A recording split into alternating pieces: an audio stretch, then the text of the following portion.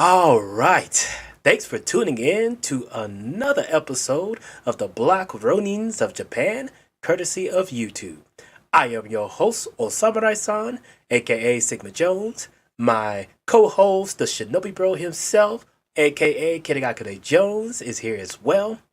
First and foremost, we just want to give a shout out to all of our subscribers. Thanks for listening in. Thanks for tuning in.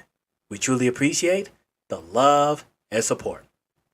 日本の視聴者は YouTube のブラックロニンシリーズへようこそ。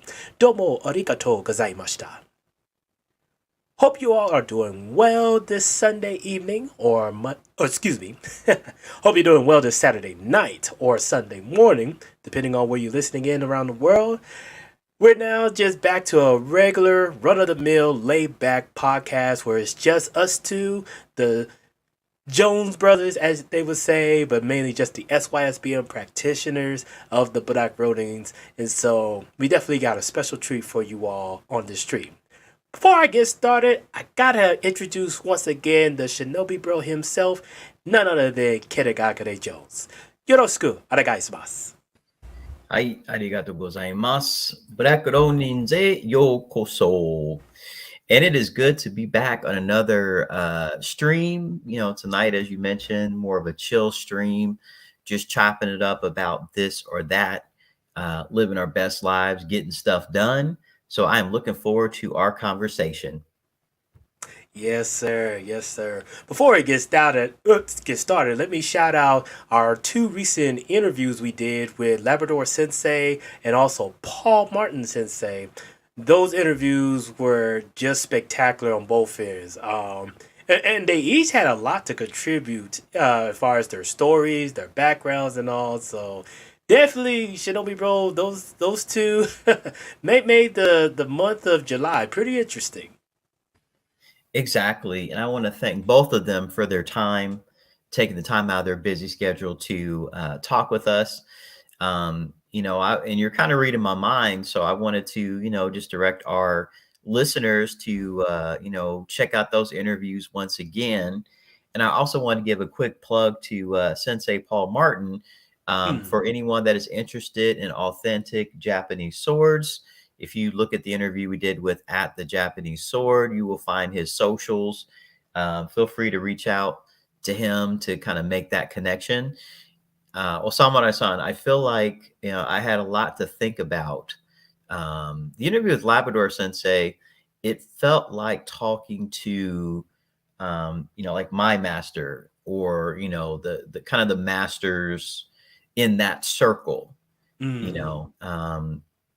I feel like these are men that I've trained under, men that I'm proud to call mentors and teachers. So I felt that kind of vibe. So that was very excellent, in that conversation. And for Mr. Paul Martin, I think that what I took away from that interview was it seems like the ancient crafts are under threat. And so, if there's something that we can do to keep that culture alive, I'm all for it. Exactly, Shinobi Bro. And I too got the same type of vibe, especially with Labrador Sensei. Um, now, granted, my current sensei, he's definitely much more younger, so he's a little bit more energetic, I would say. But at the same time, Labrador Sensei is definitely one where you have this sense of duty when talking with him. And even though he may not be expressive about it, but he's definitely very well into his beliefs and his crafts. When you look at his videos on Instagram, like he is really not trying to use the term a lot, but he's about that life, and that's an inspiration in and of itself. And I picture in the fact that he's practicing an ancient form where it's type of a guardship they use for the royal family of Japan. So talk about the imperial family at that. And then, like you said with Mr. Paul Martin, um, his love of the Japanese sword, like and you could correct me if I'm wrong, Shinobi Bro, but just listening to him talk about his experience and how much he looks into details when examining Japanese katanas, you see the look of an individual who has found his purpose, and he is really, it is almost like as if there was so much more he wanted to expand upon. That's why we told him in the interview, like, we definitely going to have to do a part two or many other parts of the series, because even I felt like there were so many hidden gems we just didn't have the time to kind of capture it all in one interview. Agreed. And salute to Free Zone Lou. Thanks for stopping by. And of course, in the building. Oh yeah, you already know. So let's kick it. I'm not going there, Dada. I'm going to find out if I'm really alive.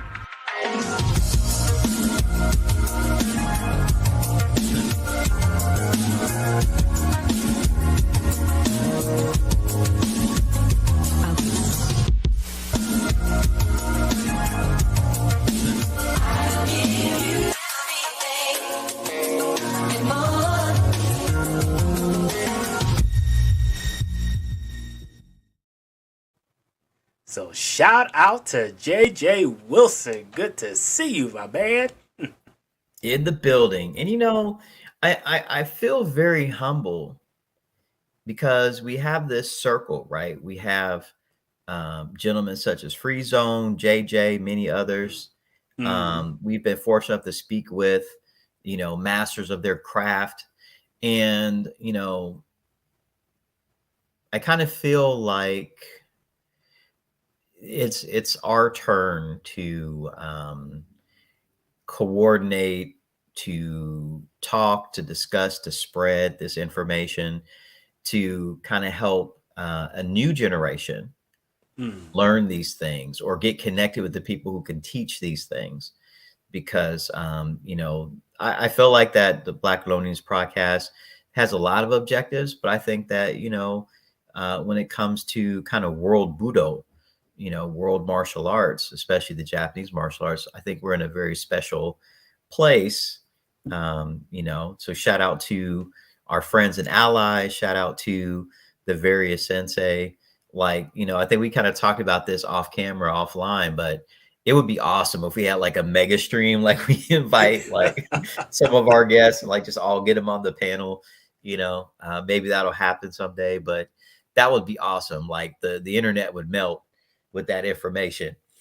Yeah, oh my goodness. If we had a big stream where we and the thing is, we won't be able to house everybody at once because unfortunately StreamYard only allows, I think, a maximum of 10 people per stream to be on it at the same time. But I could imagine the individuals we have interviewed so far on this podcast, being able to bring some of them back so we could have like a true martial arts Budo discussion where everybody gives their input in regards of what they see in regards to their dojo or their arts or just anything that's going on in Japan that they feel that we need to get ahead or we need to get a move on. Like that would definitely be a very spectacular stream. So Shinobi bro, you on to something good, sir. Yeah, well, hopefully we can make it happen. But if nothing else, like I think one of the things that we have been trying to do is to kind of connect people, Mm. our audience, connect them with the sensei, but it works both ways. Who knows? Maybe we could connect some of these sensei with each other. How cool would that be? But anyway, I'm just thinking out loud. But that's really what I've been taking away from our last couple of discussions. It's really about connections. It's about making things happen. And even offline, we're getting stuff done. We're kicking butt, chewing bubble gum, and taking names. We're not. We are building, bro. Right. Right. And that's why I highlighted Laughing Dog's comment. Shout out to you, good sir. He was like, yeah, I'll be listening in the clouds Relaxing and all. Miss you guys. Hey, we miss you too. This month was a very busy month. I was just telling Shinobi Bro behind the scenes that I was caught up in a big project at my job. We were getting ready to launch a new type of artificial intelligence software that will be utilized throughout the entire university per se. And I'm one of the people that started building this particular software from the ground up.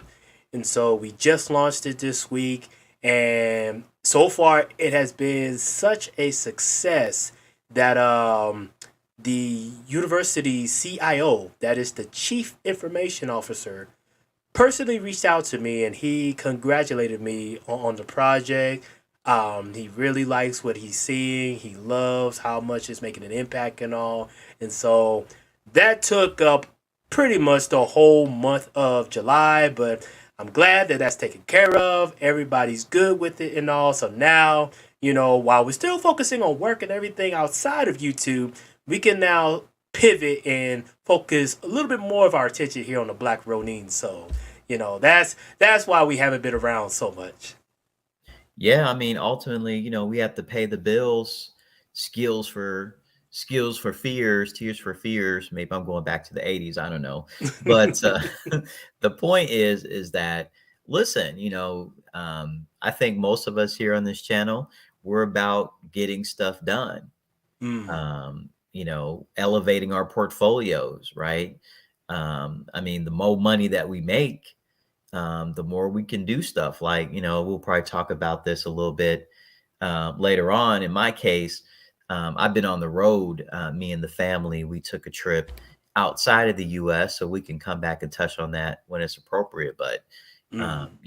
we work hard, we play hard, we can spend the money because we got it. You know what I'm saying? We can take care of friends and family because we got that. You know what I'm saying?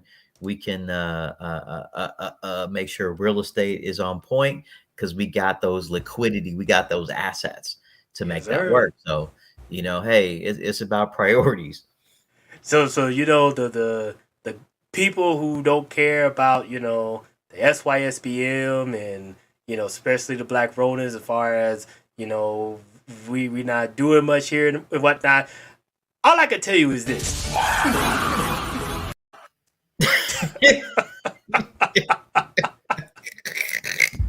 Yeah, yeah. We Yeah, I actually think have a that life. sums it up. Yeah. We actually have a life outside of YouTube. So definitely that allows us to be able to do these type of things and whatnot. So yeah, Oh shoot. You know what? Can you hit me with that one more time? Just for GP. absolutely.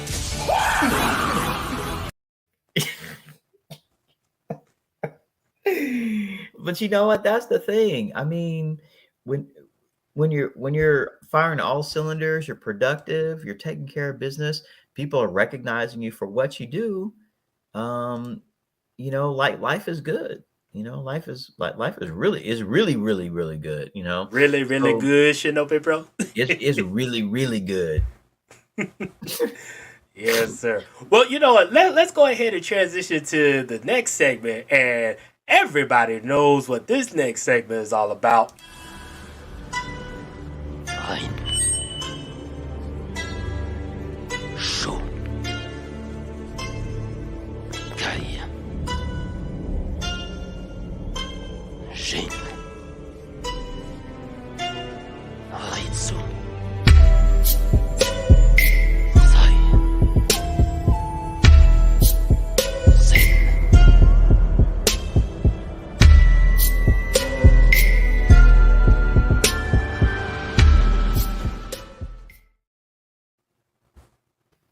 Man, Oh, that intro never gets old.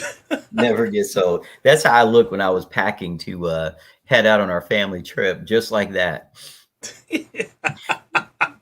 Hey, the Shinobi always got to be prepared no matter what activities they got going on.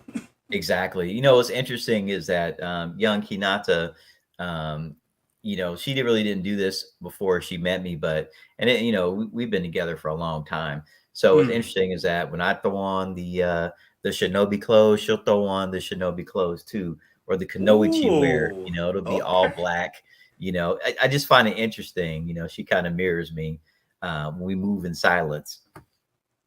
You know what, Shinobi Bro? We definitely got to do one of these days a stream where we talk about the women of the samurai and shinobi heritage because they too have been very effective in the history of the samurais and shinobis and all. Like, I never forget, I was watching a short documentary on the NHK and they were talking about shinobis, but they had a special section about the women of the shinobi clans and all. And it was interesting. It's like, wow, these women were just as tactful, um, especially because, back then, you see a lovely lady coming to your house and everything, or she's in distress. You're not going to be thinking of, this is a shinobi in disguise. That's a good point, and I'm really surprised we haven't done that. So we're gonna have to add that to the calendar because I guess one of my guilty pleasures, I've been watching a Chinese drama. The drama actually stars Zhang Ziyi of Crouching Tiger, Hidden Dragon Hmm. fame, if that's the name of it. Maybe I'm saying it wrong.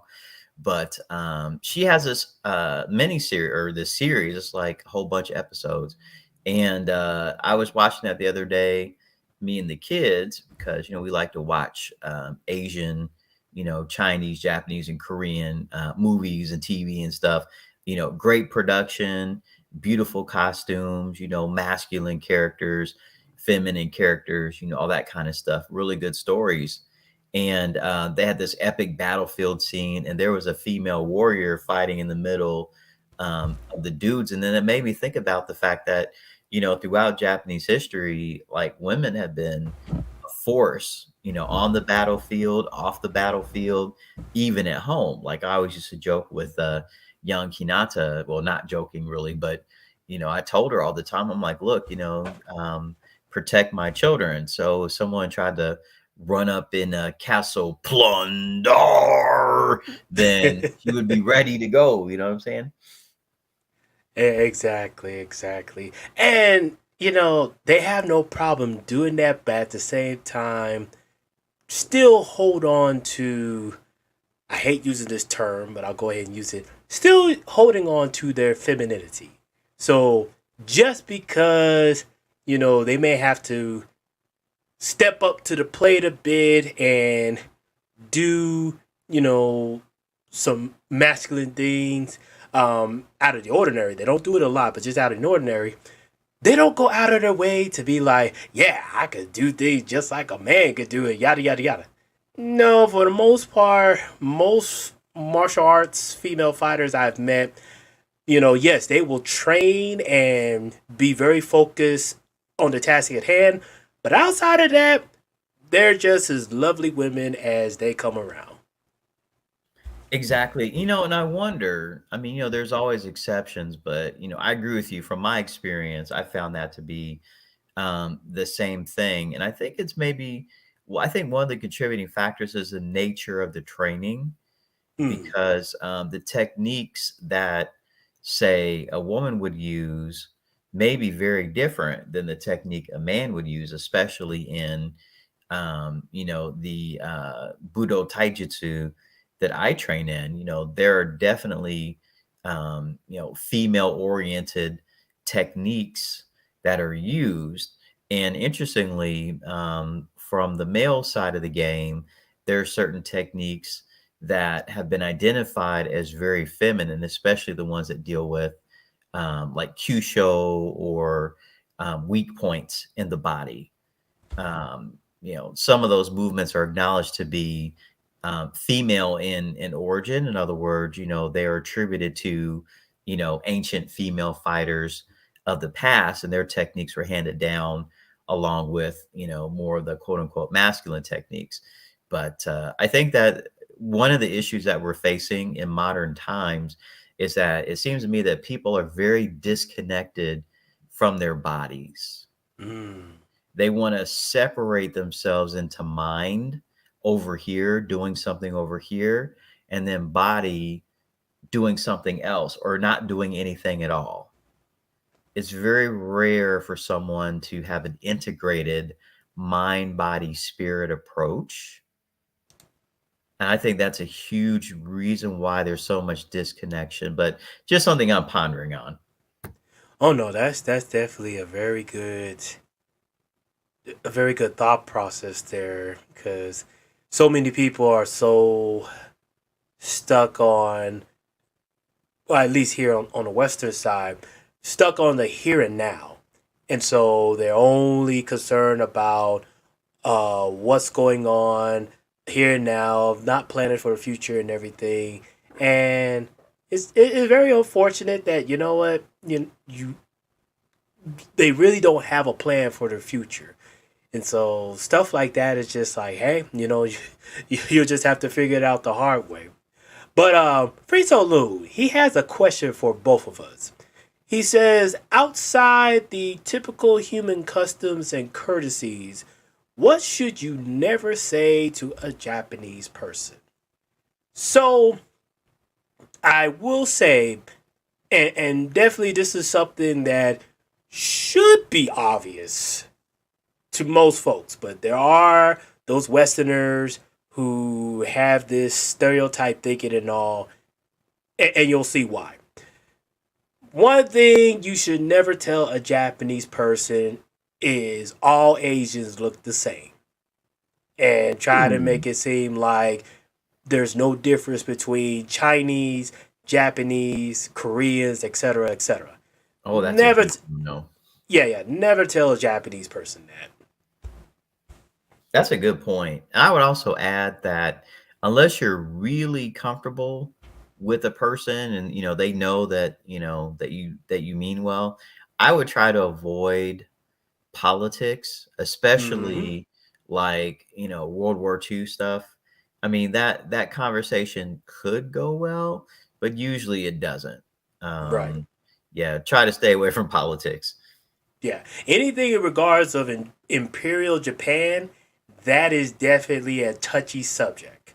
Very So, touchy. like Shinobi Rose said, unless you're talking with somebody who is okay talking about that time period, better off just leave it alone. And for the most part, you know, stuff stuff that goes on back then, believe me, the Japanese people are aware of what happened. There's just some ideological thinking as to why they feel that certain things back then happened the way it happened. And some of those ideological things may not agree with everybody else. So it's just better off to just simply leave it alone. So yeah, I definitely agree on that subject. Something else too, you might be like super cool with someone, like, "Hey man, let me borrow $5." Um, Money tends to be a very sensitive subject. Mm-hmm. So yeah, tread very carefully on that. And then I would probably say if you make a promise to a Japanese person, keep it. Oh yeah. Because Oh if yeah. if you promise, you may not think it's a big deal at the time. Mm-hmm. They're gonna think it's a big deal. So just be careful with that too. Right. I'll put it like this. In Japan, even as a foreigner, your words carry a lot more weight than probably anywhere else in the world. And this is where, like, and we mentioned this before. If you go up to some Japanese woman, and not just a random Japanese woman, but somebody you've been talking to for a while, and you confess your feelings to her, and you're Oh, serious about, wanting to be in a relationship and all, they take that very seriously. And if you joke around and be like, "Oh, I wasn't being serious. I was just, in the moment, just shooting the breeze, yada yada yada. Thankfully, this has not happened to me. But based on the stories that I've heard, you will have a very scorned woman out for blood. Yep, don't do that. Don't do it. And then not only that, but word does get around. Mm-hmm. So, kind of related to the question, what you should never say is you should not tell your business to other people. So, if you and your friend, you've got stuff going on or whatever, just keep it to yourself. Because if you tell your other friend, then there's a good chance that's going to be all over the block, all over the internet, all over Twitter, depending on the magnitude. So it's always better to just keep dealings between the two of you whenever possible. Right. Right. So yeah, I mean that's pretty much most of what we know not to tell a Japanese person. And there's some other things where, we talk about reading the air, knowing what's going on in your surroundings and everything. That will let you know what certain topics or certain subjects probably want to stay away from. Now, the cool thing is once you get accustomed to the Japanese culture and you get involved with a lot of Japanese people, especially when you develop a good circle of Japanese friends and acquaintances, they're going to give you more leg room to talk about certain things that is not expected or is shunned of foreigners to talk about. But again, you have to earn their trust before you even gain that type of access. Exactly, because if you don't, then what's going to happen is you're going to get ghosted, and you Mm. won't even know why. That person will stop calling you, or you're interacting or texting. You'll get the famous excuse, "Oh, I'm so busy. I'm busy eating. I'm busy sleeping." Right. Right. So yeah, that's where, like I said, just got to be able to read the air and know what's going on in your surroundings. Shout out to Atruism and thank you, sir, for the 600. Kind of waiting until we hit 700 before we do another Q&A. But yeah, thank you so much for that. But yeah, that was a very good question, Friezo Lou, and I think it also kind of ties in more to what we talk about here on the podcast. So, right now, Japan just reopened back up last month. It's still a small process. They haven't fully reopened back up, as far as tourism all, but it's still foreigners are now able to come into the country a little bit more freely and everything. But being 2 years removed from not being in Japan or any other country for that matter, there's going to be some social cues where you probably want to make sure you brush up on and you research before you fly over to Japan. Because again, they haven't been in contact with foreigners for over 2 years. And so it may take them a little bit to kind of get back to use of seeing more foreigners in their country. Yeah, it'll be interesting to see what happens. And something else I've been thinking about too. Um, if you recall, way back in the day, there was a vibrant debate around SYSBM and the passport bros versus individuals that were not very keen on brothers, traveling or getting their passports. Now, that debate still goes on, of course, out here on the YouTube streets. But I've seen a lot of young brothers, Gen Z brothers, millennial brothers. They are, they got their passports ready. They've got their suitcases packed. They are ready to roll out. Mm. They're ready to go. I was watching this young, he was a young cat.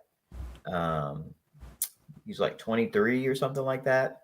Really young brother. And my first international trip was to the UK.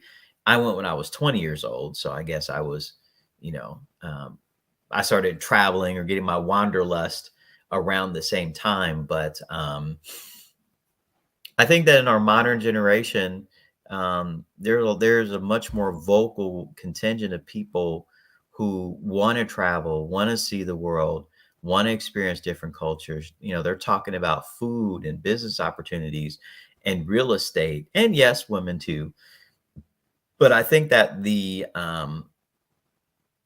ideas that SYSBM advocates for, free marketplace of love, freedom of choice, putting yourself in a position of maximum safety and advantage, doing you and being free, is really starting to resonate, and it's starting to have these multiplier effects.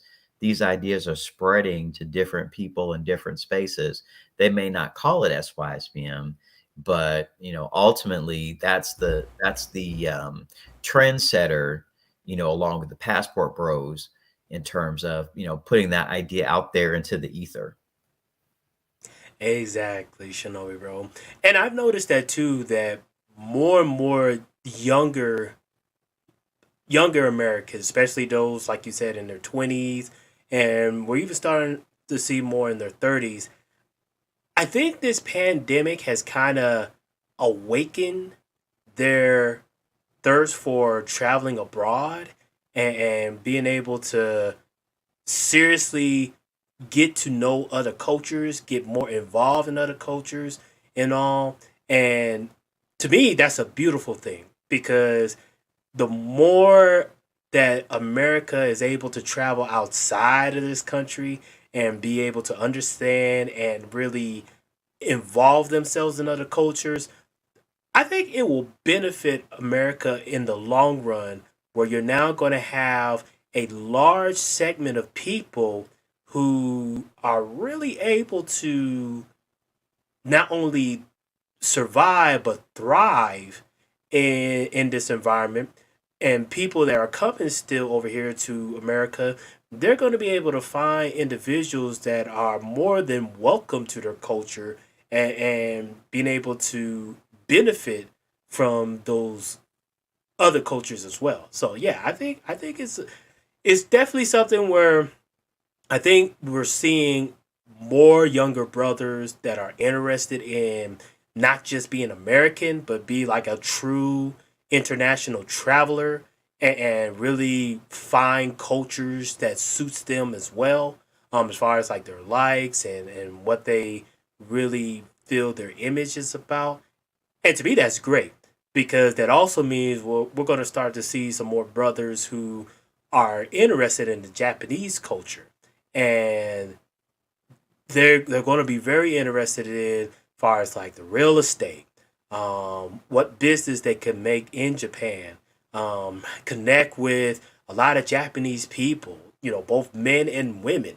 The it to me is just amazing. And I think that's where we're really going to see that bridge where young brothers and even older black men that will definitely be able to really be connected to the land of the rising sun.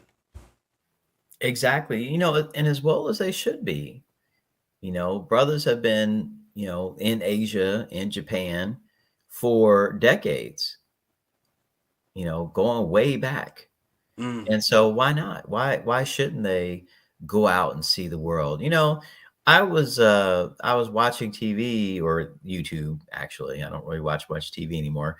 But there were a series of stories that were talking about, and this is probably more out in your neck of the woods, Americans basically fleeing and crossing the border, going to Mexico, getting gas, or mm. maybe they're working from home, so they actually find cheaper real estate in Mexico, and they work there, and they still get their U.S. dollar paychecks. And you and we've both mentioned the key word here in the space of a few minutes: real estate, Yeah, property, ownership. These trends aren't going away. A lot of the tribalist detractors, they thought that the pandemic was the end of travel, the end of, brothers especially going places and experiencing new things. But no, this is set to accelerate. The cream of the crop, the talented, 30%, let's call them. Mm. They're going to be getting on those airplanes. They're going to go to Japan. They're going to go to Colombia. They're going to go to DR. They're going to go to Eastern Europe. They're going to go wherever they feel that they can acquire. Salute to Matt Bus Driver X. They want to know. They want to go places where they can acquire land, wealth, and of course, high quality Stargates. Yes, sir. Yes, sir. And you know, Shinobi Roll, that got me thinking because earlier today, I was reading an article that was talking about the Japanese travel advisory. So obviously, right now, during this time, the pandemic, the beer bug is still, I guess you'd say, somewhat pretty rampant. There's some places where it's hitting hard and everything. In Japan, they too are kind of experiencing some uptick of the beer bug cases. But something I found interesting is they asked the current prime minister of Japan, Fumio Kishida, if Japan is going to go back to tighter borders and restrictions on travel into the country.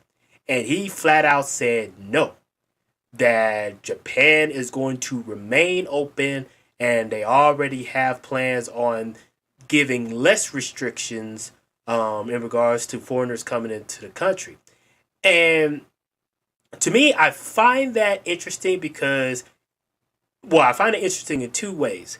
Number one, it definitely shows that for Prime Minister Kishida, he was very focused on winning the primaries in the previous elections this month, making sure that his party was able to maintain most of the seats and everything.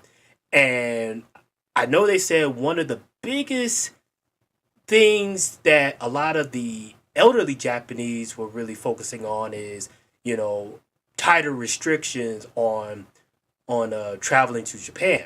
And being that the elderly still have, I guess you would say, the majority vote in the Japanese circle, he really had to make sure he told the line, or yeah, told the line to make sure that he doesn't anger his voting base and all. But at the same time, knowing that Japan relies heavily on the tourism industry, and so I think what he was planning was just hold the line, make sure they have a tighter restriction up until the election. And then once the election is over and they have, you know, the primary seats and everything, then go full throttle and just focus on reopening Japan to kickstart its economy and all. So that one aspect. And then another aspect I kind of thought of, and it's unfortunate, but just something that ties in with the unfortunate assassination of former Prime Minister Shinzo Abe. That actually helped the current libertarian, or not libertarian, but the current libertarian Democratic Party in Japan to be able to get the seats and hold it down for the election, which at the same time also helped to show the Japanese people that if they don't reopen the borders pretty soon, the hostilities is not going to come from outside, but may start to come from within. That's an interesting thought. And I wouldn't be that surprised because, I mean, we all know that, you know, economies globally have suffered from all the restrictions and the lockdowns. You know, we still have, you know, lockdowns happening in China, different parts of the country. So that's, Mm. you know, causing issues for them. Their GDP has declined as well, and they're having issues right now. You know, me and the family recently took a international trip. We went to our great northern neighbor in Canada, and what you have to do for them is they want you to download this app, and they want you to upload your vaccine documents, and they want you to upload, you know, like your passport or your ID type stuff. Mm. So we did that about 72 hours before we got to the land crossing because we drove. And we got to the border. We showed them the app like barcode, and then we showed them our our passports and stuff. And everyone had a passport, even the little ones, because Mm, we make it a point to travel with them. We make it a point to make sure that, because they're dual nationals, that yep. all their paperwork is in order, because I want them to get into the habit of traveling early. They're not just American, they're also Japanese. They need to go back and forth. So anyway, we crossed the border, took about all of 5 minutes. They waved us in, had a great time, and we can probably get into that a little bit more detail later. But I mean, in this post beer bug world, there's going to be, some restrictions, there's going to be some hoops, but countries need the money. And believe me, we spent a whole bunch of money while we were there. Mm, Hotels, food, shopping, lots of shopping.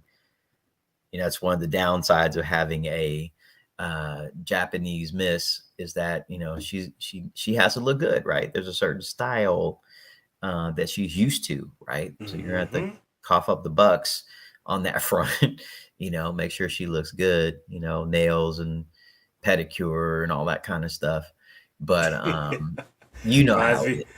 reminds me of that famous, well, I wouldn't say famous rap song, but it's a rap song by Drake where it's like, "Oh, you fancy, nails done, hair done, everything did." But the cool thing about it, and you could attest to this too, when you're married, and especially if your wife is a Japanese woman, they want to look nice, not just for themselves, but they want to do that for you. Yes, And if you reciprocate that, my understanding and from my observations, it's not that hard to keep a happy relationship or a happy marriage. exactly. Like, young Hinata jokes with me sometimes. She's like, I'm a banker's wife, so she'll, like, when we go to some high-end stores, she'll look in at Coach, she'll look in at Gucci, Versace, and she'll kind of point to one of the handbags. Like a cold sweat will break out over my brow, because but normally she's just trolling, because I mean, she's got a bunch of stuff anyway, so it's like, she doesn't need any more. But the point is that, just like you say, I mean, she's looking, and she wants to look good. She wants you to look good. She wants your kids to look good. I mean, you're not going to have, it's going to be a very, very rare occurrence for your children to be outside looking nappy and draggy if they have a Japanese mother. That is extremely rare for that kind of hmm thing to happen. Um, but yeah, I mean, in this post beer bug world that we live in, if the government of Japan is saying, "Hey, you're going to have to, fill out some forms or show your vaccination status or whatever," then that's just the way it is. In my view, it's a small price to pay to go, to be there, to be in country, and to look around, because like you mentioned, a lot's probably changed. Like if I went to Kyoto right now, I bet a lot of those little bars and restaurants and clubs, they've either moved or closed, or new ones have taken their place. It would be like a whole new city.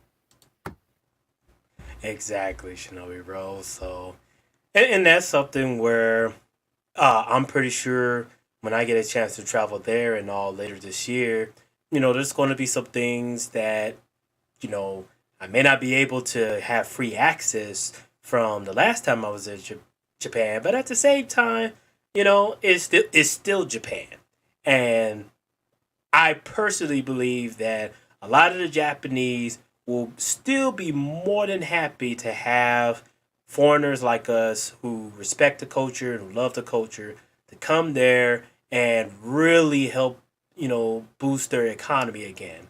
Because that's one thing I've started seeing from these articles where a lot of these store owners and tourist companies and all, and those who are involved in the tourism industry, they are pushing and prodding the Japanese government like, "Hey, let's reopen so we can get these people back in here so we can, boost the economy again.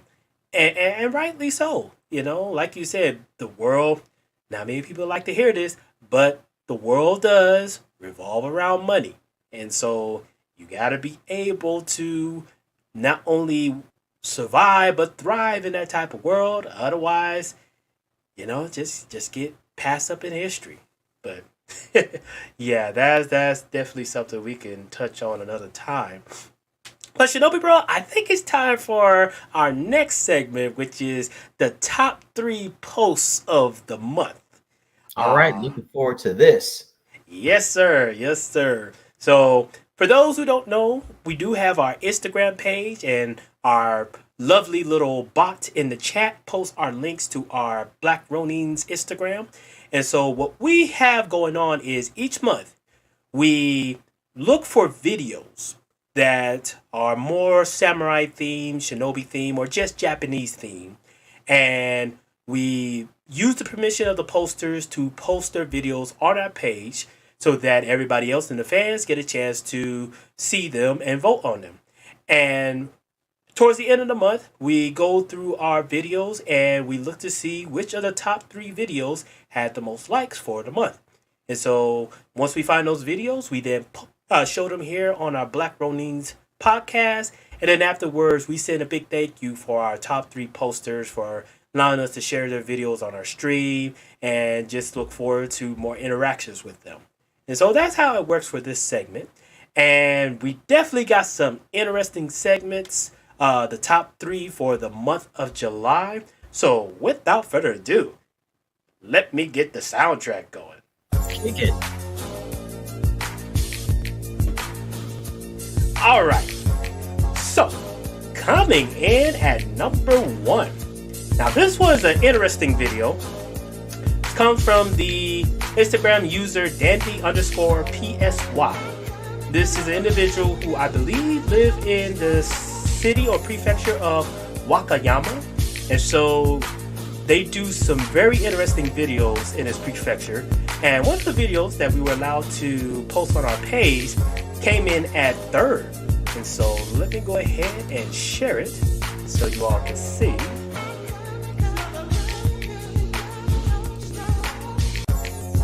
Now take a look at this pagoda temple.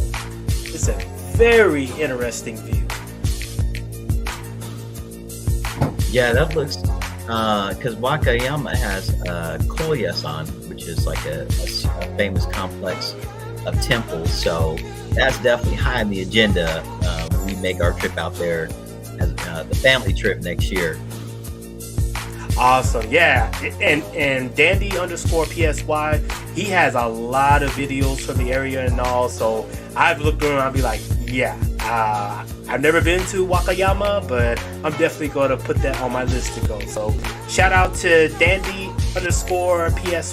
Your post came in at number 3 for the month of July. Arigatou gozaimashita. Omedetou gozaimasu. All right. Coming in at number 2 is another interesting video from the Instagram username Shunriken, excuse me.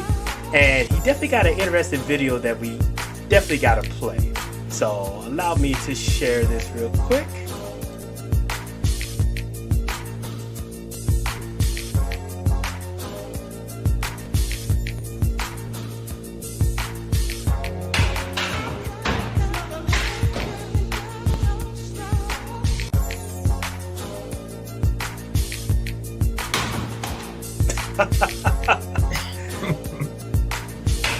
Wow, in case there's any doubt.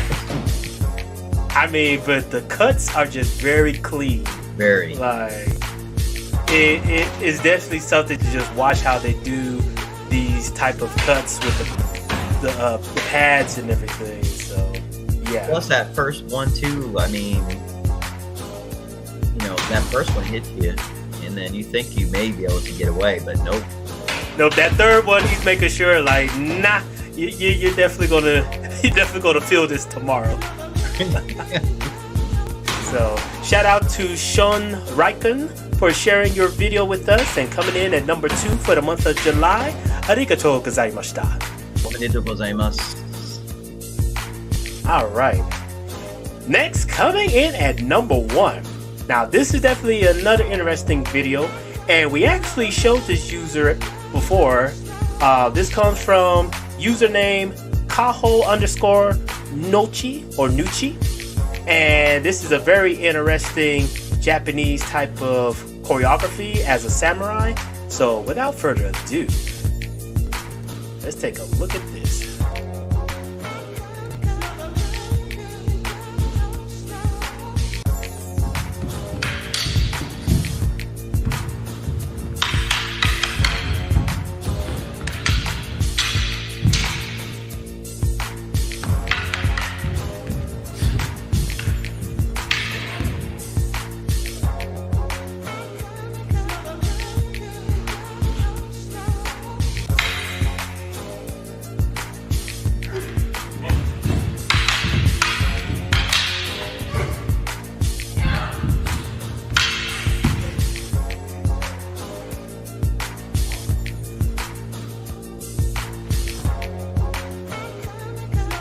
Nice. Yeah, number 1 indeed, because that they make it look easy, but that's not easy, especially when you're swinging around, you know, multi-foot blades. Yeah, I would love to do a choreography like that. Once I get good with the sword, I'm still in training and trying to do all this stuff. But man, one of these days I definitely like to do some choreography like that.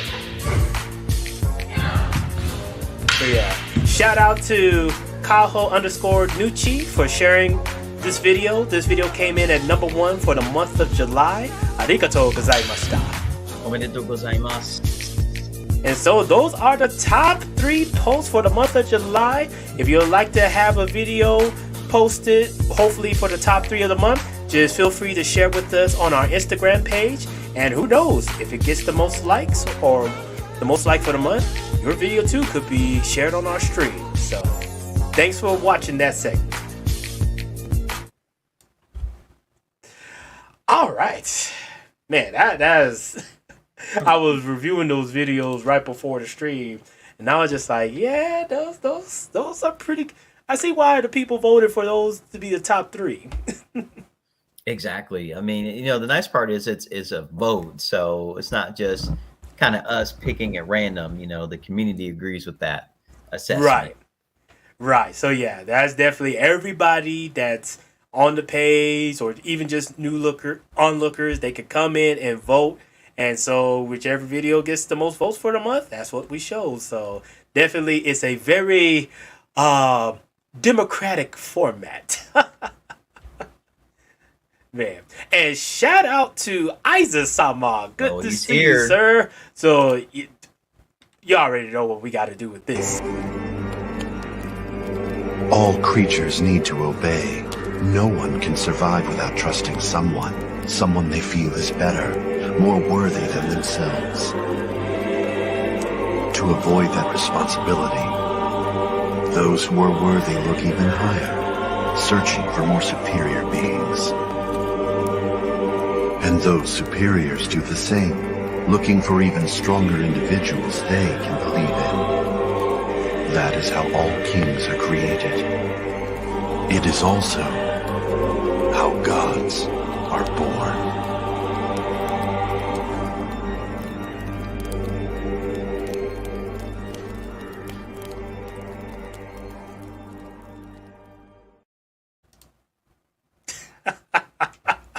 He's not wrong.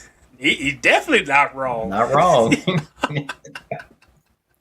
And one of these days, we definitely going to bring up Aiza-sama up here because he too practiced martial arts. And I think he will definitely be in line with the fictional Aiza-sama in regards to, the talking point we just heard. So, yeah, one of these days, Aiza-sama in the chat, he'll definitely give us his opinion in the worlds of Budo and martial arts. よろしくお願いします。Hey, よろしくお願いします。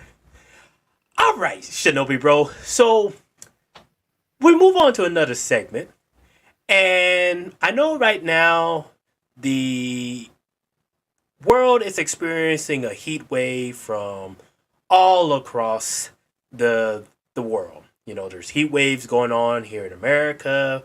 There's heat waves right now in Japan. There's heat waves even over in Europe, like the UK and all. So right now in the northern hemisphere, it's being pretty crispy outside.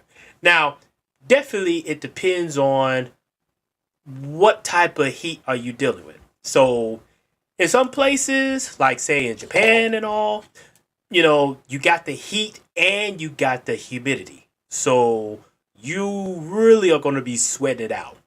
Whereas places like, say, Arizona, where it's kind of like a desert and all, it is just pure heat, no humidity. And so sometimes I joke with people like, which is worse, heat with humidity or extreme heat without humidity? And sometimes people are kind of like, either or, depending on your circumstances. Yeah, it's one of those things that here in the Midwest, it gets super humid. Like, your clothes start sticking to you. It's horrible. But I don't know if I want to trade that off for desert heat either. So maybe there's another way, another path forward. Yes, indeed. Yes, indeed. And so, before we get started, though, this podcast was brought to you by our friends on Surfshark VPN. If you'd like to know how to use a VPN on the Safeguard, feel free to go over to Surfshark VPN. So, with that said, Shinobi Bro, what if I told you that in Japan, besides getting ice cream, well, maybe not ice cream per se, but like shaved ice and going down to the beach and everything, the typical activities and items that help to beat the heat. What if I told you that in Japan, the summer months of June, July, and August are also the spooky months of the year? Now, interestingly, I've never heard about this. So do tell us more. Right, right. So in Japan, they have a unique way of cooling themselves down, per se. And shout out to Let's Be Frank. Good to see you, sir. Salute. Let's be frank. And so the Japanese have found a way to also help to cool themselves through the heat and humidity. Because I will say, when I last went to Japan, we was kind of towards the tail end of the summer months, even though it was still in September, and the heat, the heat and humidity was something else. Now, I probably would still visit again, but next time I'll definitely be prepared to deal with the heat. But that's besides the point. So for the Japanese, they have a long tradition of using the summer months as a means of scaring themselves in order to cool down from all the humidity and the heat whatnot.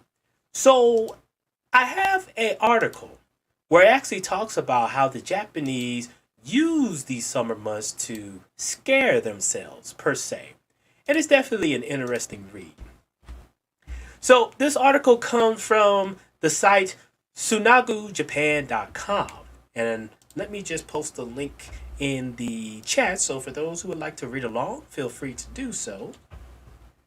But we're going to find out about why summer is the season of scariness in Japan. And interesting, you look at the picture, it's none other than, oh my goodness, I just had the name at the top of my tongue. But you know the girl from the rings. That's the girl they have for symbolizing the scariness of Japan. So let's get into it. It says, in contrast to beach days, refreshing ice treats, and outdoor fun. Yes, I just saw my Ringu. Yes, Ringu. Summer in Japan is when things traditionally start to get a little scary. For centuries, Japan's long, hot summers have been a time filled with ghostly spirits, scary stories, and nerve shredding tests of bravery. These long practice, unsettling traditions held during the hotter months are still prominent today. And in this article, we'll explain why summer is the scary season in Japan. So, oh, wait till we get to October. I definitely got some more stuff coming down the pipe. But next it says the meaning of ghosts in Japan. So they start off with the Japanese word yurei, which is the hunting spirits or spirits. The perception of the spirits of the dead in Japan does have some similarities with how ghosts are portrayed in other countries. Ghosts in Japan are called yurei, which loosely translates to faint spirit. Much like ghosts in the West, yurei are often portrayed in storytelling and art as pale and ghoulish floating figures, dressed in white gowns and resembling the recently deceased. Traditionally in Japan, it is believed that when a person dies, their spirit leaves the body.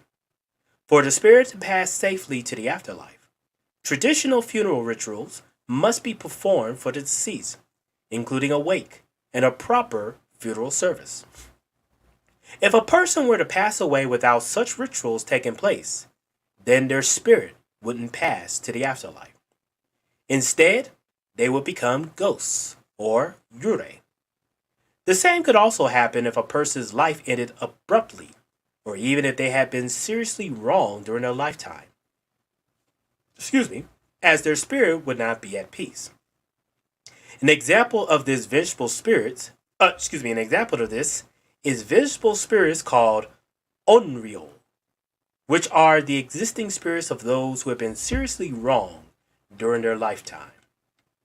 And here's a lovely Japanese art of ghosts of the past. Next it says, any spirits who have not passed it on to the afterlife would instead stay amongst the living to finish their business, which could include seeking their revenge on whoever had caused them harm while they were alive.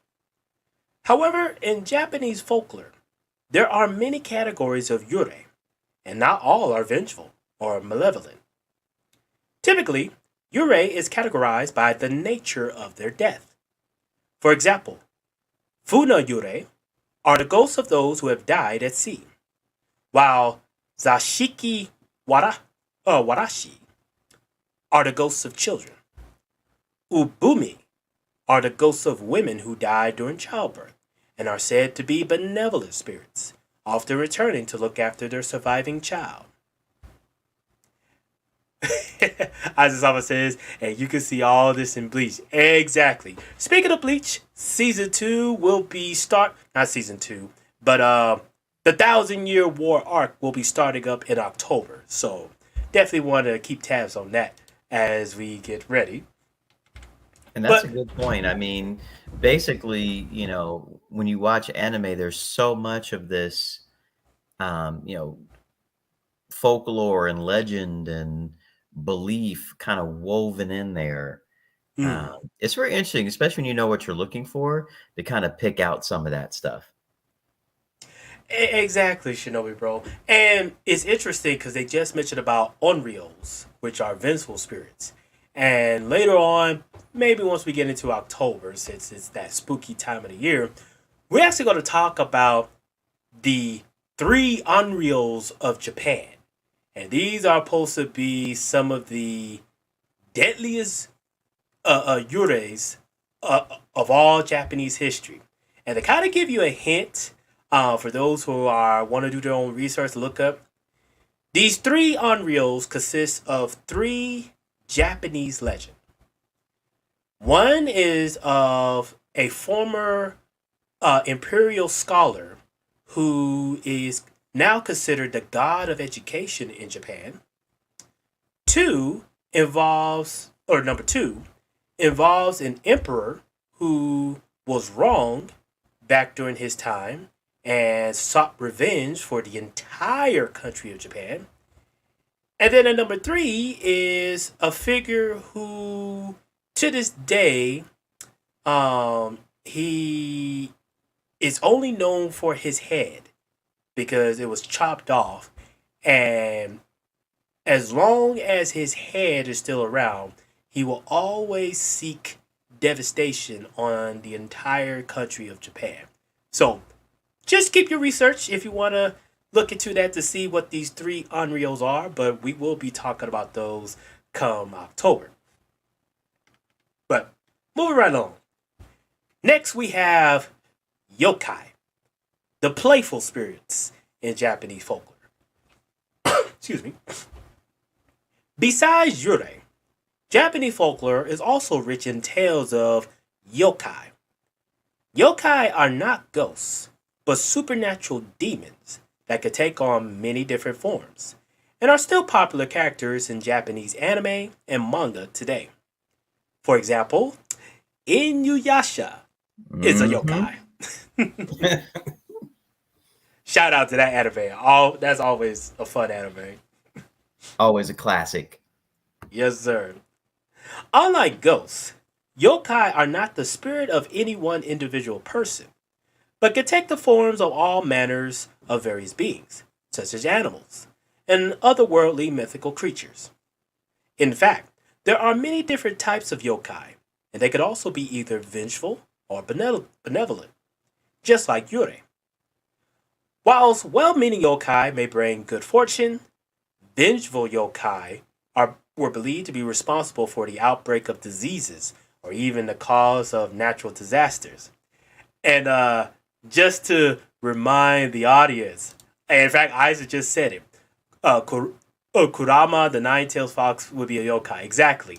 Well, if everybody remembers, there was an article earlier this year where a stone that was said to house the spirit of the nine tails was cracked.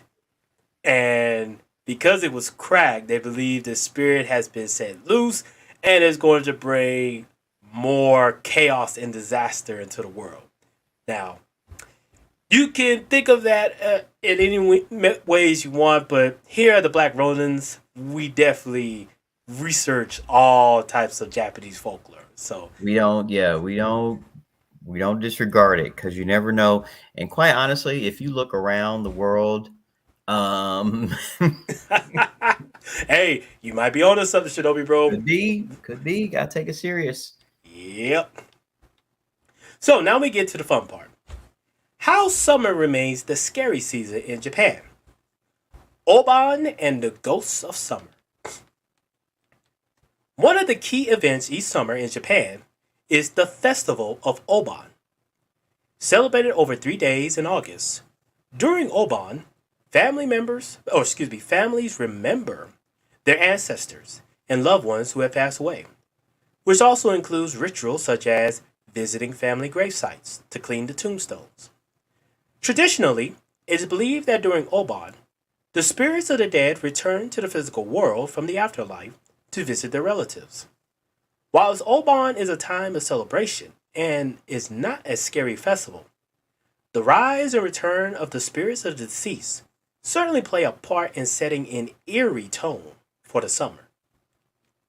However, centuries ago, it was also believed that it wasn't only benign ancestral spirits that made the journey back to the land of the living during Oban, but more sinister types of spirits as well.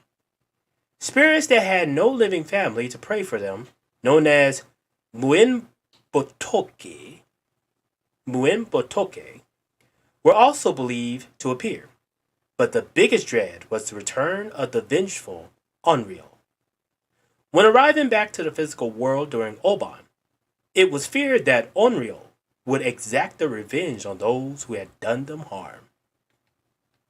Kaiden. Japanese. Before we continue, Yeah. So I'm listening to this, and I think most of us here are familiar with Obon as far as the festival. Mm. But what's interesting to me, and Aizen Sama had mentioned this, basically talked about the Greek myths and the Japanese myths. You know, Greece and Japan are very similar, in my opinion, in that way. Like, Mm. people will often talk about patriarchy and they'll say, the patriarchy. But what they're not understanding is that patriarchy is the system that came about to remember the ancestors. Mhm. It was a way to organize the family. So that way, so for example, my mother or my father-in-law, he is the head of the clan that my wife comes from. And Mhm. my mother-in-law, her job is to basically tend to the ancestors. So she brings out like a bowl of rice and she brings out some sake, to the what's called a kamiza, or Mm. like a spirit hall or spirit cabinet, I guess, for lack of a better translation. Um, and she leaves it out for the ancestors. So this whole idea of father to son, and for the most part wives joining the man's household, although it does work in reverse. My college roommate, he married into a family, so he married into the family and he changed his last name because the family needed a male heir. He became that heir, but he is now living under his new family name. Mm. But either way, that's why you have that, in my opinion, that's why you have that patriarchy. So even today, as a Greek Orthodox, that time frame that you reference, August the 13th to August the 15th, is also a time that we remember the departed. And we Right. also offer prayers of intercession for the departed during this time. Indeed, and I like the fact that they really use this time to pay a visit to their ancestors, to kind of show respect for those that came before them. And to me, that's where the part of this type of aspect of Japanese culture where, like you said, the patriarchy of being able to pass down traditions and all. This is also where they show a very they show a lot of emphasis in family. And so to go to, your ancestral burial grounds and pay homage to them and everything, it's kind of a means of saying, like, hey, this is, we haven't forgot about you. You're in the other world or wherever you're at, but, you're still part of us, even though you're no longer with us physically. And to me, that's also where, like you said, it builds that stronghold of passing down the namesakes and all. Like, I kind of think to myself how, sure, my future wife will be taking on my last name, but if I continue on with my samurai training and everything, I will actually be included in their family history as a samurai. And so that in and of itself would be like when my descendants, wherever I'm buried, come to my graveside, they'd be like, oh, he's a samurai of the such and such clan. That's amazing. That is amazing. Exactly. And, these things are important because, in a certain respect, like I said, we talk about these various happenings, these supernatural occurrences. I'm very loath to call them myths Mm. because these are stories of encounters that people have had with entities.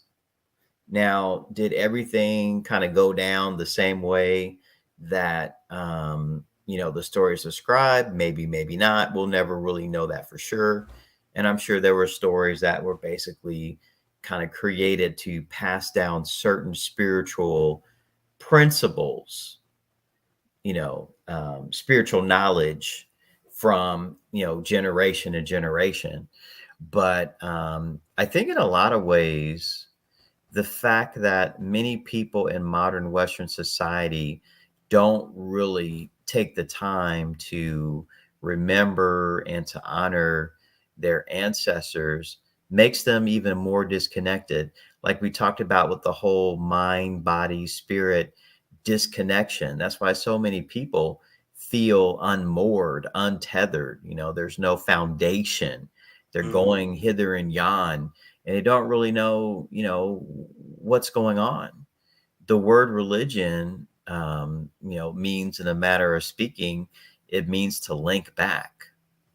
Right. You could even think of it as, if you're going to go into the woods or something, maybe you tie a rope around your waist and you tie the other end to some place, so that way you kind of know where you're going, how to get back to where you were before. So, I mean, it's not just the dead that may need our, prayers, intercessions, and things like that, but the living definitely need that. They need that, so that way they don't get lost and they kind of know where they come from, and then they know where they're going. Exactly, Shinohiro. So next, it talks about Japanese ghost stories that help to beat the heat, also called kaiden. It says summer in Japan is an incredibly hot and humid time of year. In the days before air conditioning, telling scary stories of ghosts and evil spirits was seen as a way to cool the body in a hot summer by sending chills down the spine. These ghost stories, called kaiden, become an established tradition during Japan's Edo period from 1603 to 1867. And the custom of telling bone chilling stories during the summer continues to this day. One tradition that began during the Edo period saw groups of 100 samurai warriors get together to tell frightening tales. This custom was known as Hyaku Monogatara Kaidenkai, meaning a gathering of 100 supernatural tales. Hayaku Monogatara Kaidenkai were seen as a way to entice supernatural beings into the physical world. They were also considered to be a way for samurai to test their courage. The samurai would light 100 lanterns or candles in the dead of night before taking turns to share a scary story. After each story, a light would be blown out. After the last tale was told, the final light would be extinguished. The samurai warriors would then sit to see if any of the supernatural spirits would appear in the pitch black darkness of the night. Though there were many times that the gang would stop before the 100th tale in fear of what would await them when all the lights were blown out. So popular were Hyaku Monogatara Kaidenkai that they also became a common pastime amongst the lower class of Japan during the summer. Many of the tales told during the ceremonies were written down and printed in books, and kaiden soon became synonymous with the hot season. I just always says, man, you guys could have a stream on the folklore myths one day. I think that would be an awesome stream. Oh yeah, that's definitely coming down the pipe, good sir. But Shinobi Ro, got something? Yeah, no, I agree with Aizen Sama. That would be cool to talk about because, I mean, as everyone can tell, obviously, I think they have a lot of meaning today. It's one thing to look at them as that, this happened 1,000 years ago or whatever, but I think that, people would be very well served by, reflecting on them. What were they trying to communicate to us, even though they may have been, silly drunk, that kind of thing. But, I mean, just what you just read, think about how practical that is. They're telling the story to send chills down the spine, to cool their bodies, and to test their courage. Can you really? I can't really think of a culture today like in modern times, like our modern post enlightenment, you know, science scientist dominated culture that would think of something like that. Exactly. And another thing, Shinobi, bro, you could definitely tell me your opinion as well. But just the art of storytelling, that in and of itself, at least here in the Western world, is a dying art. Oh yeah, just look at our latest batch of Hollywood movies. Look at our comic books. Look at our novels. I was hanging out with some of the fellas. We did a little golf, and then we were, drinking some brews Mm, thereafter. And I had said that some of the really good stories would never get told today because someone would be offended.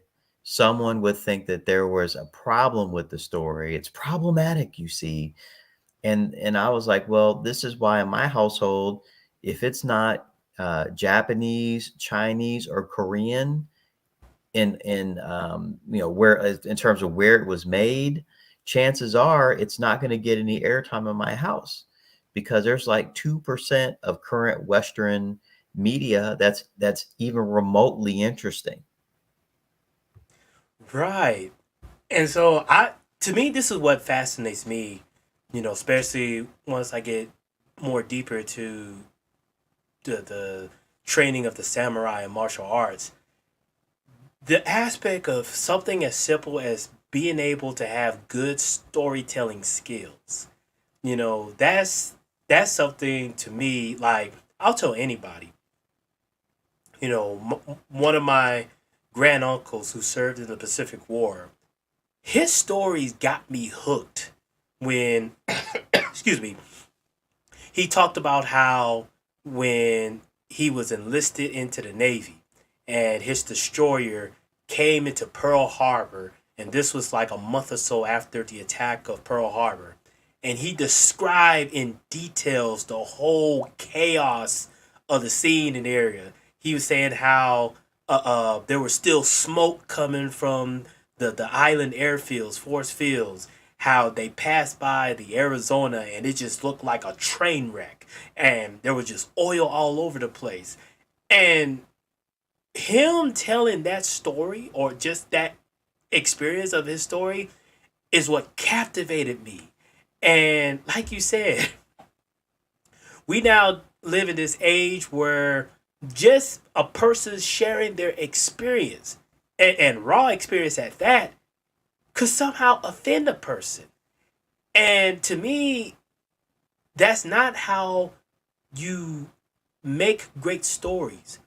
Great stories are all about captivating the audience and being able to really get the audience to run their imagination wherever direction you want to take it.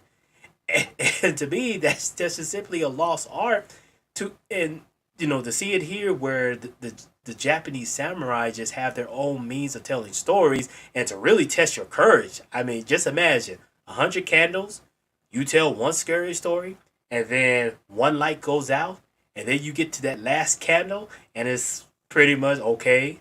Who's brave enough to tell the final story and blow out the candle? Yeah, that's definitely PG-13 in the Western world. Yeah, it's amazing. I mean, I've been reflecting a lot on the ancient world here lately, and me and young Kinata having a lot of these conversations. It's kind of like it reminds me of that line from Lord of the Rings. They get to Elrond's crib, and basically, the guy goes, men are weak," and this is where we are. Um, everyone's too afraid. I mean, again, going back to this whole idea of disconnection, people can't even unify the left and right hemispheres of their brain to tell a proper story. Right. I mean, today's stories. I mean, you could just, like you said, just look at Hollywood. All of their stories is very few movies or stories where you look at it and you're just like, wow, I want to watch it again.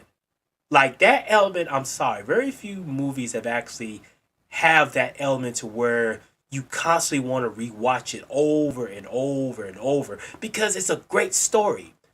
Yes, you could talk about the characters, you could talk about, special scenes and everything, but just the overall story, if it's captivating, is why you're like, I want to watch it again and keep watching it again.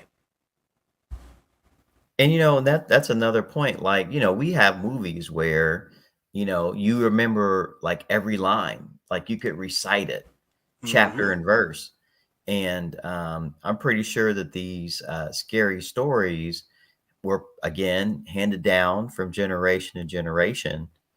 Um, you know, Probably have some kernel of truth to them, and are probably communicating some moral lesson that we need to learn. Like in the Japanese context, being rude is usually a good way to die.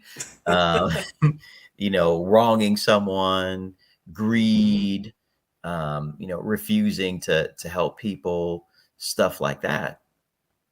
And they knew the words, I'm sure, because I'm pretty sure that generation after generation, a samurai and then the common people had passed down these stories. So I mean, people tinker with culture at their own peril. People decide that they're not going to defend good culture, decent culture.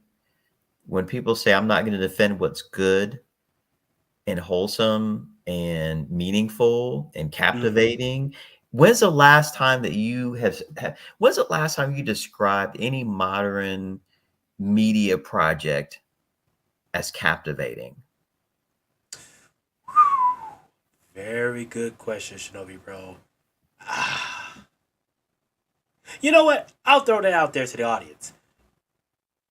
You all tell us, what was the last Western movie or television series that really captivated you to where you wanted to see it again and again and again, and you can quote any scene from those outlets from the back of your mind? Yeah, I will put it out there for the audience to tell us that. And shout out to Valerie Kermu, Kunbanwa over here from America. So good to see you. こんばんは、久しぶりです。Hmm. So next we get to scary traditional Japanese performances during the summer.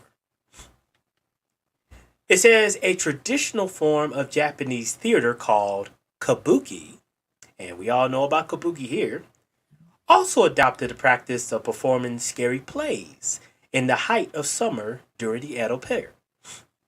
These performances are called Suzumi Shibai in Japanese, which translates to cool play.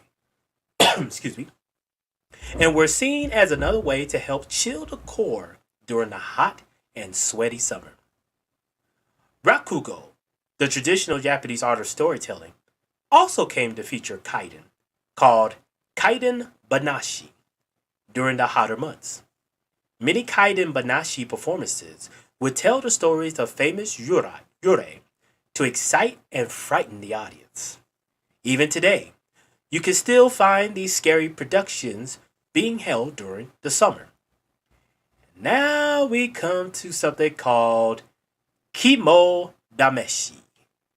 Test your courage by testing your liver.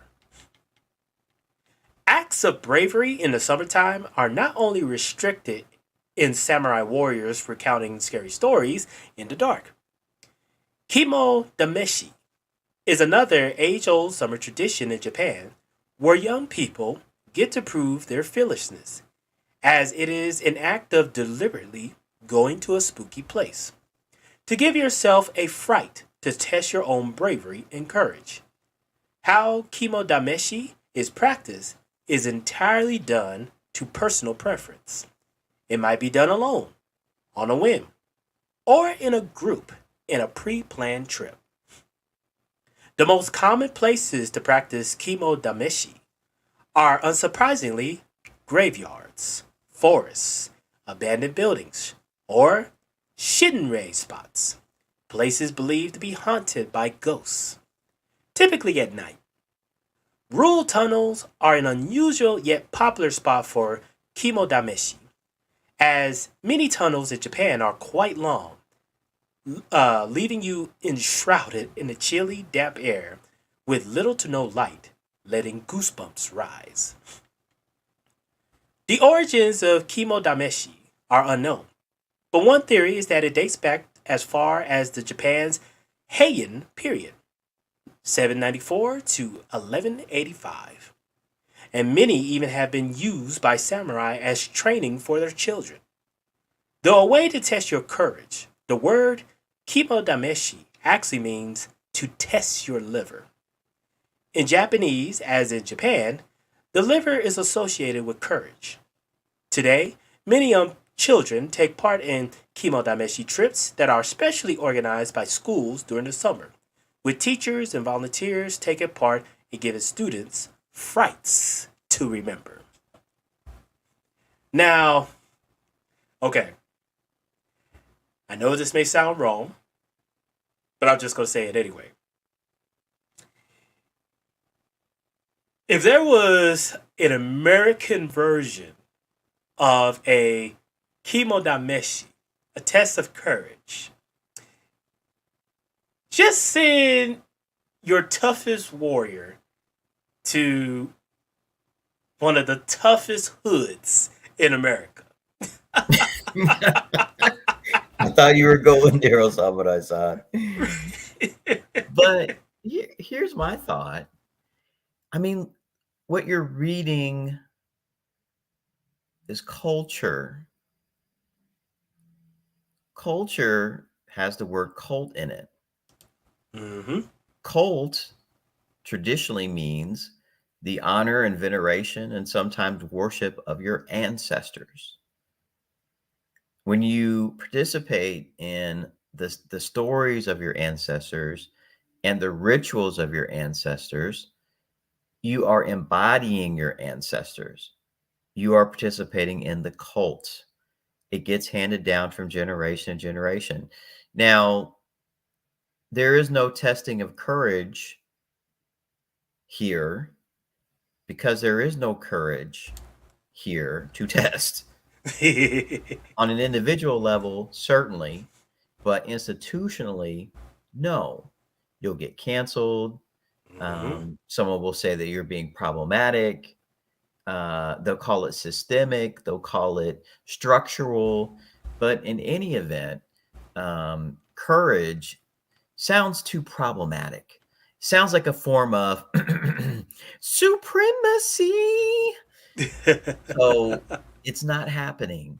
So then, this is another reason why I think it's important for us to compare and contrast and say, hey, if you want to know what a fully functional culture looks like, get on the plane, put your passport in the sky, and we would suggest humbly that you visit Japan and see how things work. Shinobi, bro. Oh my goodness. That is honestly, that is a prime example of a modern dameshi that you can really test people's mettle. Because here in America, people love to live in their comfort zone. They feel like, so to speak, the adage, if it's not broke, why fix it? And they especially are ones where they feel like everything they need to know about the world and everything outside of America, they could either just watch it on TV or read up on it on social media or something on the like. But I would challenge anyone, if you really want to do a dameshi American style, in the words of what Shinobi Bro just said, pick a country, travel there, and try to get involved in the culture. and see how much you can thrive in that particular culture. Exactly. And you know what? More and more young bros are taking that challenge. They are doing it more and more every day. And when they get to their destination and they find out that, hey, there's nothing really to worry about, then their whole life has changed. And you know what? Then they deserve happiness. Then they Hmm. deserve freedom. Then they deserve high quality stargates because, good things do not come to the cowardly. Good things do not belong to the weak. Yeah, yeah. I think for those who aspire to go down the path of a samurai and other like in Japanese culture, that's where I would challenge them to really test their mettle. Get involved in the Japanese culture. And not only that, but like make friends. If you're a guy, make friends with Japanese males. Really go out of your way to do that because that's when you will see if you have truly been accepted and you have truly been embraced in the Japanese culture. See, no offense, but there are some individuals, some guys where they just only want to go to these countries to just deal with women and only, so to speak, they don't care about the culture. They don't care about getting good with the guys there and all. They just want to go with women and all. And I say that's the easy way out. That's the easy route. The hard part is actually get embraced in the culture. Because a lot of your male Japanese friends that you get in touch with, they're going to be your first window into how Japanese society thrive. And they will also be your gatekeepers as what type of woman is best suited for you in the land of the rising sun. That is all facts. I mean, the fact of the matter is that without men, there is no culture. You cannot get involved with the cult if you don't know any men from the culture. So Hmm. you have to make those friends, make those relationships, make those connections. Yes, sir. Yes, sir. So that's where that's where I will definitely make that challenge. To guys and women too who are like, oh, there's no need to travel and everything. I got everything I need here in America. Okay. Well, as they say, uh, uh, only those who are brave get the spoils. So.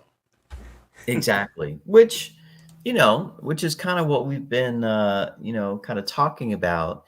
And I would probably say that, that's a big component of this whole platform is basically, be brave, have, social skills, have physical skills, and get out there into the world because you're going to be richly rewarded. So something kind of along those lines, I was reading some different books about the American Revolution and about the American Civil War and the Mm. part that brothers played in both of those wars, critical parts that they played. And, something that I wasn't quite grasping was the eagerness of brothers on both sides of like the patriots versus the loyalists, and then in the Civil War, of course, you had the vast majority of brothers signing up for the United States colored troops. And Hmm. what I always had missed me, or what I'd always missed, was why were these men so eager to go fight? Why did they want to stake their lives? Well, what it turns out is that in the ancient world and even in the modern world today, to a lesser extent, people who did not volunteer to serve, people who did not go out to the battlefield, were not citizens. Mm. Basically, your combat service equaled your citizenship, which was kind of the thinking. If brothers got out into the battlefield and help contribute to victory, then they would receive their citizenship. That was their motivation. So Mm. for us today, I think one of the lessons um, is that if you want the freedom, if you want the good life, you want the high level employment or the high level business, then you're going to have to get out there and test your courage, because the good things only come to the victors. Shinobi Bro, you just hit that out of the park. All I gotta say is this.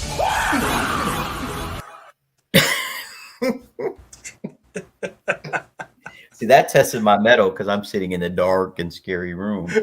And right now. He's like, I wasn't expecting that response. Yeah. Well, before we end, want to give a shout out for the Cash App donation that came in, the $2 Cash App. The person, I won't say your legal name and everything, but thank you so much for the Cash App. They said great stream and spooky. So definitely arigato gozaimasu. And we've haven't wow seen our friend Aku. So when you do any type of donation, we gotta bring up Aku. Samurai, samurai, why won't you die?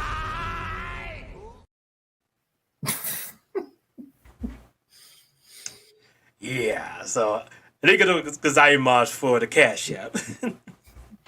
ありがとうございました。 So, Shinobi Bro, but before we wrap things up, like, what's your final thoughts for tonight's stream? Yeah, this is kind of a wide-ranging stream. We talked about a lot of different stuff, and I think that we came back to this idea of, ancestors, courage, being part of the culture. What is culture? At one point in time, I was very, very pessimistic. I was seeing basically kind of the destruction of, good, competent, captivating, and compelling American culture. Mm. And of course, it upset me to a certain extent.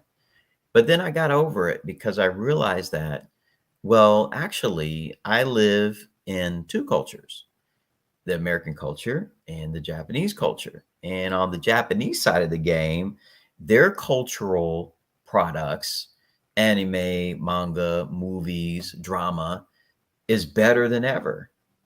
I discovered that, I have this guilty pleasure watching Chinese drama.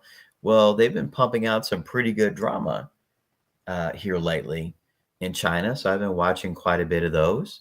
Mm. Been reading some good books, doing some other things. So, culture is what you make of it. You don't have to depend on other people. You can basically participate in the cultures that you're interested in. People are waiting and willing for you to come. Like we talk about Budo, we talk about the culture of sword making, we talk about the culture of Japan as a whole. Well, people are needed to make culture go. And, if you have the right mentality, the right mindset, if you are courageous enough to step out of your current cultural bubble, then you can definitely reap those rewards. So that's pretty much what I'm thinking about. Man, Shinobi Bro. See, you have the mastery of oratory. I mean, you're just able to just hit those talking points and just really, as they say, put a bow on top. Man, it's almost very hard to come back and like really top those saying. But yeah, I definitely agree with everything. Right, the beat of the video. But no, I definitely agree with every single thing you just said. Like, I think, again, one of the things that we really try to hit home on these streams is, see this for yourself. I share my experience, and Shinobi Bro shares his experience as far as what we experience in Japanese culture. And I'll tell anybody, before I even started to make my own channels and all. Shinobi Bro was making his own channel and streams talking about, you know, going out there in the world and making something of yourself and experiencing other cultures and everything. And so his videos were the ones that inspired me to be like, you know what? I'm gonna go and experience this Japan for myself, see what this is all about, and really just kind of just see, can I make the best out of it? And man, I was not disappointed. If anything, my expectations was just blown away to the point to where it's just like, yeah, everything that Shinobi Bro was saying about Japan and all, he is right and tenfolds. And to me, that's where it's like, you know what, we got to do a podcast talking about this and all, so that way it can motivate the next person to be like, you know what, Samurai-san, Shinobi Bro, I'm gonna take up y'all word for it. I'm gonna go see this Japan for myself. And to me, that's where I feel like we definitely make those accomplishments when we gather people who have experienced Japanese culture, Japanese martial arts, the ways of the samurai, the ways of the shinobi, and they share their experience on this podcast. And even if they not involved in the martial arts, but they've been to Japan and have shared great experience they've done there and all, that's what we're looking for. That's what we hope to captivate more with the audience. And so, that's what this podcast is all about. Giving you that experience, giving you that experience so that way you can go out and experience this for yourself. Don't take my word for it. Don't take Shinobi Bro's word for it. Go out and experience it for yourself. So, before we close out, shout out to Aiza-sama with the $5 Cash App. So, you already know Aiza-sama. Samurai, why won't you die? Yes, sir. So, I doesn't like that. Oh, yeah. Yeah. Aku and all the haters that are with him and all, they could just be moaning and everything behind the scenes. But Aiza-sama is always there. Arigatou gozaimasu. Arigatou gozaimashita. All right. Well, with that said, we just want to thank everybody that's listening in tonight and those who will be listening in on the replay.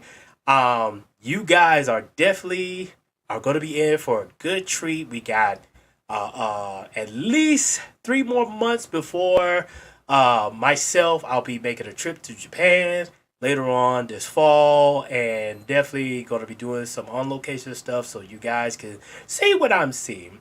But beforehand, we definitely got more interviews coming up. We got more side bit videos that's coming up on the streams. Not streams, but just on the channel and everything. So definitely everybody wants to probably, stick around, buckle up, and get ready for a good ride.